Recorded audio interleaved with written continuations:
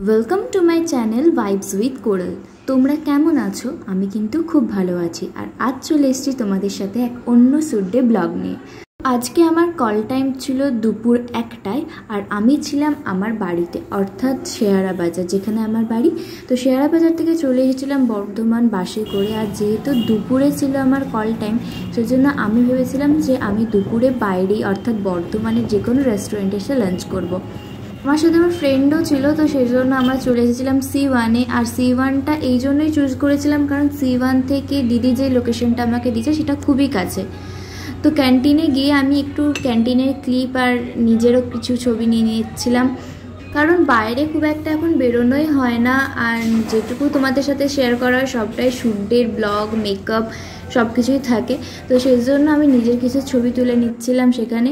খাওয়া দাওয়ার পর আমরা চলে গেছিলাম দিদির লোকেশনে, আর ও চলে গিয়েছিল ওর বাড়ি। তো যাই হোক, আমরা সেখান থেকে দিদির লোকেশনটা একটুখানি একদম কার্জন গেটের গায়েই, তো সেজন্য কার্জন গেট পর্যন্ত আমরা হেঁটে হেঁটেই যাচ্ছিলাম।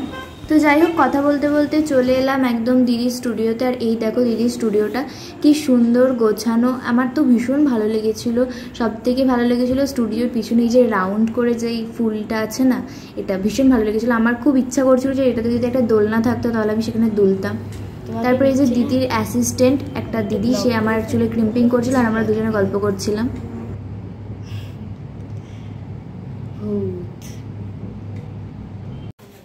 টাইমটা দুপুরে থাকার কারণে মাঝে মেকআপের আমি কিচ্ছু ক্লিপ নিইনি, কারণ দিদি খুব তাড়াতাড়ি করছিল। বাইরে মেঘের অবস্থা, ওয়েদারের অবস্থা ভীষণ খারাপ হতে যাচ্ছিলো। তো মাঝখানে এই যে আমাকে দিদি একটা প্যাটিস এনে দিয়েছিল, আমি সেটাই খাচ্ছিলাম। তো সেজন্য ভাবলাম তোমাদের সাথে একটু নিজের লুকটা শেয়ার করি। আই মেকআপ আর বেসটা এখানে ফুল কমপ্লিটই হয়ে গেছে প্রায়। তো খাবার পর দিদি আমাকে লিপস্টিক আর যে সমস্ত টাচ আপ ছিল সেই টাচ আপটা করে দিয়েছিল। তো দেখো, তোমরা মোটামুটি বুঝতেই পারছো যে মেকআপটা কিন্তু খুব সুন্দর হয়েছে, আমার নিজেরও খুব ভালো লাগছিল। তারপর এই যে দিদির স্টুডেন্টরা, ওরাও খুব ভালো, মানে সারাক্ষণ আমরা হাসি ঠাট্টা করে কাটাচ্ছিলাম। যদিও এখানে ওরা একটু চুপচাপ, কারণ দিদির ভয়েতে সে তখন অলরেডি অনেকটা লেট হয়ে গেছে আমাদের মেকআপটা করতে। তারপর হেয়ার স্টাইলটা আছে, সেদিন দিদি যেহেতু অ্যাডভান্স করবে ভেবেছিল, সেজন্য হেয়ারটার ওপর আরও কিছুক্ষণ টাইম লাগতো।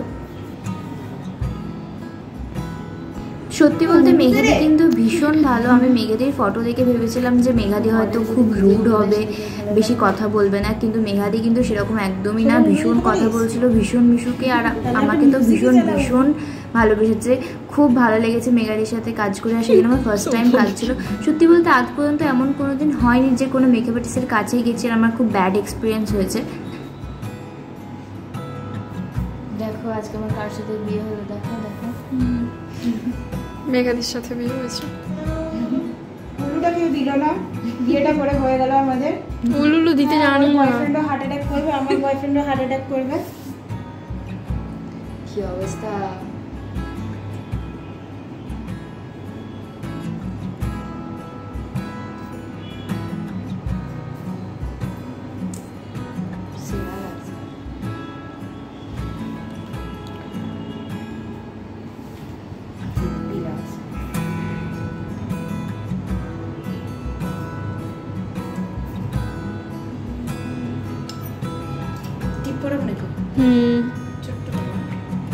ছোট্ট একটা মেরুন পরিয়ে দাও।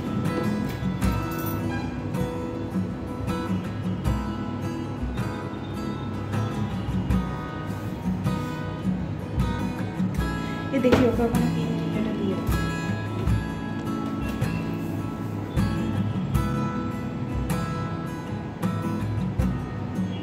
লিপটা আমার অ্যাট্রাক্টিভ করছে।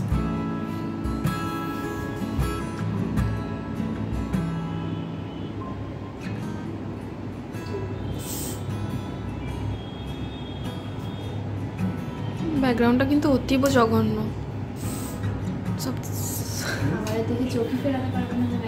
ফাইনাল লুকটা আমাদের কমপ্লিট। তোমরা দেখো যে আমাকে কেমন লাগছে। আমার তো নিজের খুব ভালো লেগেছে লুকটা, তোমরাও জানিও যে তোমাদের কেমন লেগেছে। হেভি লাগছে লুকটা, জাস্ট